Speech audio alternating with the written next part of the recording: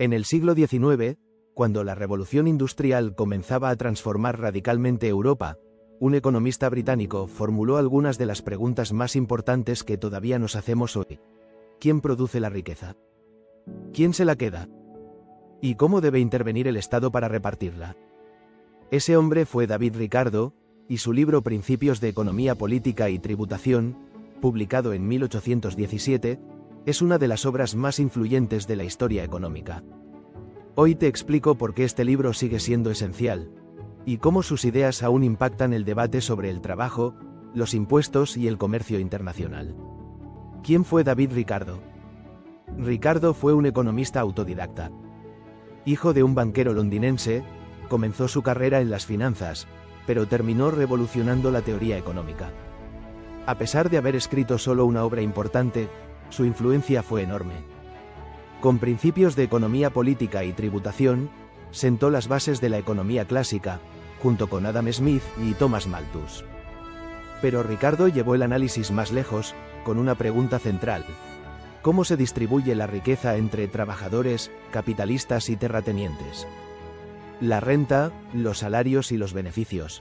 El conflicto de clases productivas. Para Ricardo, la economía es un sistema donde tres clases interactúan: los trabajadores, que reciben salarios; los capitalistas, que reciben beneficios del capital invertido; los terratenientes, que reciben renta por la propiedad de la tierra. A medida que la población crece, y se cultivan tierras menos fértiles, los costos aumentan. Eso significa que la renta de los terratenientes crece, mientras los beneficios del capital tienden a disminuir. Ricardo temía que, en este escenario, la economía se estancara. Porque si toda la riqueza se desviaba hacia los terratenientes improductivos, se frenaría la inversión y el crecimiento. La ventaja comparativa.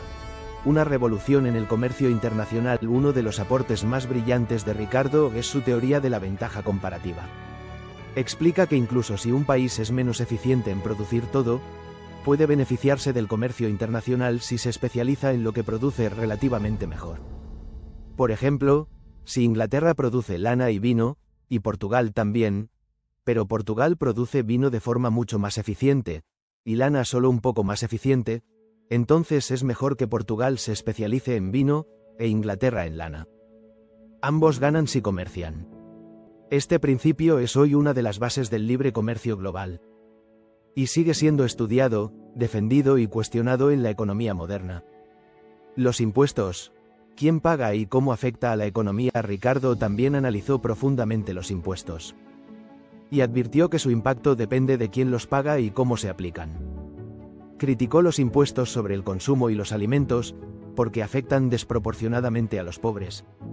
Y defendió los impuestos progresivos, que afectan más al capital y a la renta. Para él, un buen sistema tributario no debía frenar la producción ni castigar al trabajo. Debía asegurar que la riqueza no se concentrara injustamente en manos de los rentistas. ¿Por qué este libro sigue siendo relevante hoy?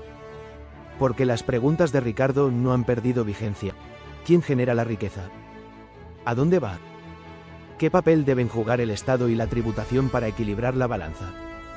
En un mundo donde la desigualdad crece, los beneficios se concentran y los salarios se estancan, su análisis sobre la distribución sigue iluminando el debate.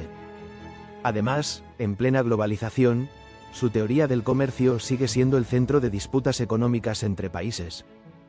Críticas y evolución. Como todo autor clásico, Ricardo fue también cuestionado. Su visión sobre el trabajo, la tierra y el capital fue matizada por autores posteriores.